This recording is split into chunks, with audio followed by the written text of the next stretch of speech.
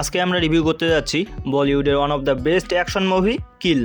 এই সিনেমাটা কি সত্যি হত্যাকাণ্ডের পর্যায়ে পৌঁছেছে নাকি শুধুই একটি অতিরঞ্জিত বলিউড অ্যাকশন ফ্লিক, সেটাই খুঁজে বের করার চেষ্টা করব আজকের এই ভিডিওতে। তো স্পয়লার্সের কথা চিন্তা না করে চলুন শুরু করা যাক। কিল মুভিটি শুরু হয় একটি রোমান্টিক নোটে, যুবক যুবতী প্রেমিক প্রেমিকার গল্প, যা হঠাৎ করেই একটি ভয়াবহ ঘটনায় ভেঙে যায়। প্রেমিকার হত্যাকাণ্ডের পর প্রেমিকের জীবন একটি অন্ধকারময় প্রতিশোধের পথে পরিণত হয়।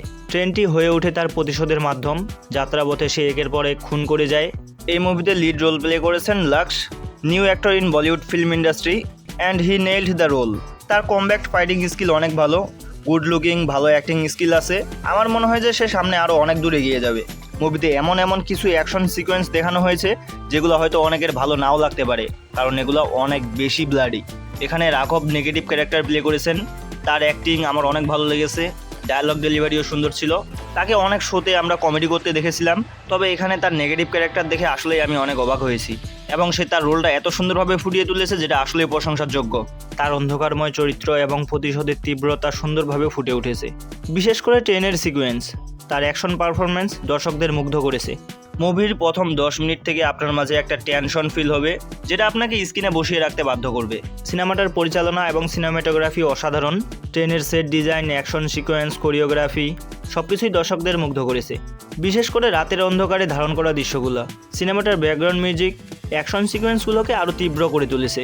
বিশেষ করে ট্রেনের অভ্যন্তরে যখন রাঘব প্রতিশোধ নেয়, সেই সময়ের ব্যাকগ্রাউন্ড মিউজিক দর্শকদের রক্ত হিম করে দেয়। কিল সিনেমাটির সবচেয়ে বিতর্কিত দিক হলো এর অতিরঞ্জিত হিংস্রতা। সিনেমাটি হিংস্রতার সীমা অতিক্রম করেছে, তবে পরিচালকের দৃষ্টিতে এই হিংস্রতা প্রতিশোধের তীব্রতাকে আরও বেশি করে ফুটিয়ে তোলে। কিল শুধু একটি সিনেমা নয়, এটি সমাজের একটি প্রতিফলন। সিনেমাটি প্রশ্ন তোলে কতটা হিংস্রতা আমরা সহ্য করতে পারি, কতটা প্রতিশোধ ন্যায়সঙ্গত। এই প্রশ্নগুলো আমাদের সকলকে ভাবতে বাধ্য করে। সামগ্রিকভাবে কিল একটি দারুণ অ্যাকশন থ্রিলার। যদি আপনি হাই অকটেন অ্যাকশন, রক্তক্ষয়ী দৃশ্য এবং একটি নায়কের প্রতিশোধের গল্প পছন্দ করেন, তাহলে এই সিনেমাটি আপনার জন্য।